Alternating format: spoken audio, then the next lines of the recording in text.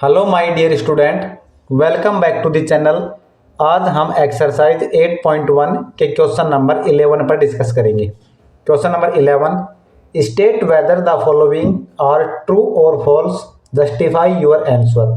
हमें कुछ statement given है, हमें उनको चेक करना है कि वो सही है या गलत है, ट्रू है या फॉल्स है। जस्टिफाई योर आंसर, अपने आंसर को जस्टिफाई भी करना है। तो फर्स्ट पार्ट है, the value of 10a is always less than 1। 10a की जो वैल्यू होती है वो हमेशा 1 से लेस देन यानी कि कम होती है।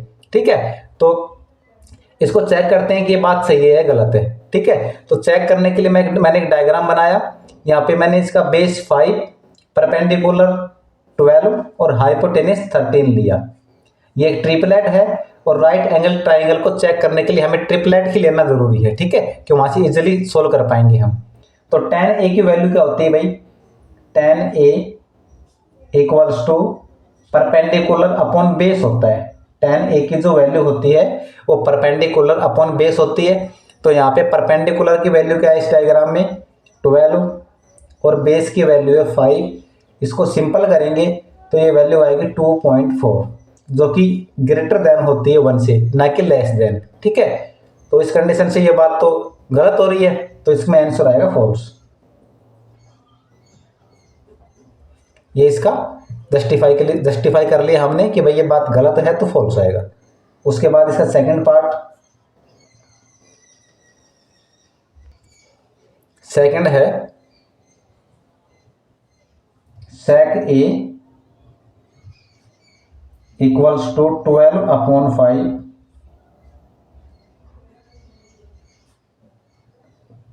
For some value of angle A.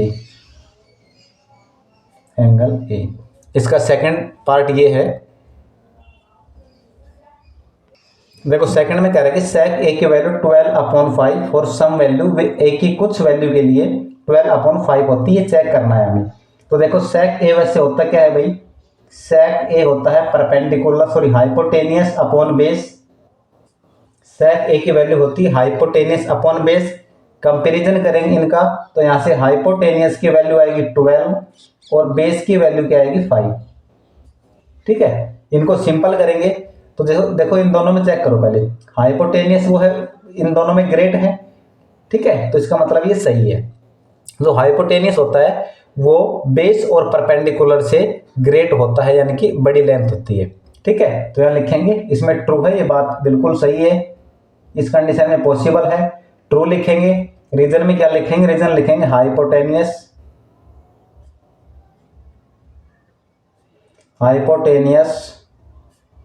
Is longest side in right angle triangle। Right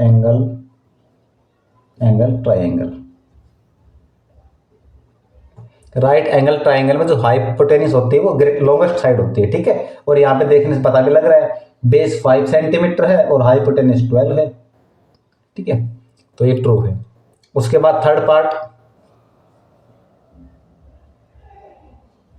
part third है cos a is the abbreviation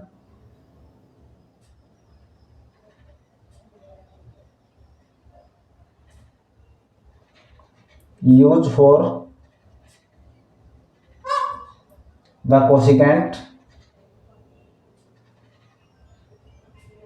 of angle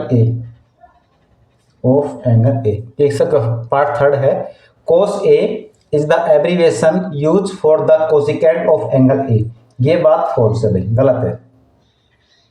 ठीक है, क्यों? उसका रीजन लिखते हैं। जो cos a है ना, cos a इसका एब्रीविएशन होता है कोसाइन a। ठीक है, लेकिन यहां पे cos a is the abbreviation use for the cosecant. Cosec का एब्रीविएशन कोसिकेंट नहीं होता है, कोसेक होता है कोसाइन, और कोसेक ए है ना, कोसेक ए का होता है cosecant.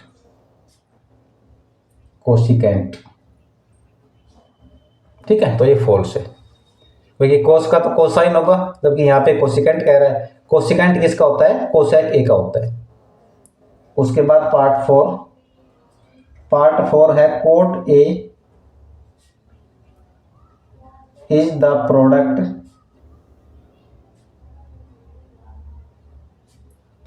Of quote and A. ये कह रहा है कि जो कोट ए है वो प्रोडक्ट होता है कोट एंड ए का, तो ये बात भी फॉल्स है भाई,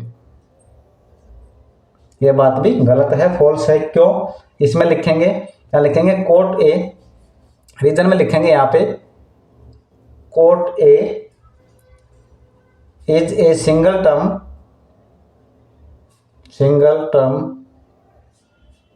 it is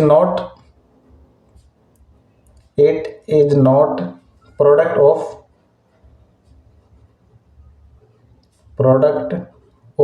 coat and A.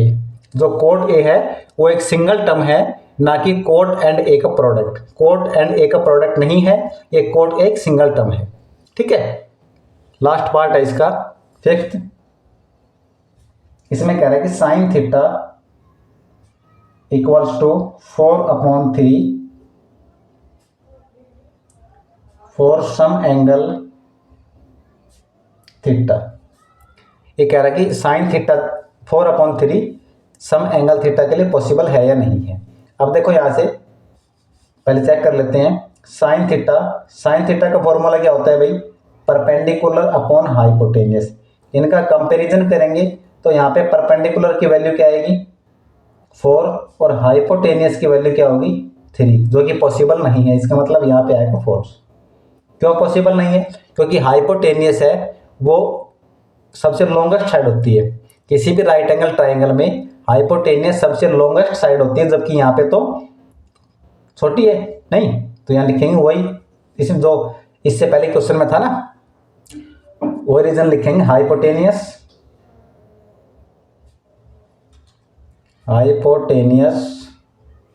Is longest side in right angle triangle।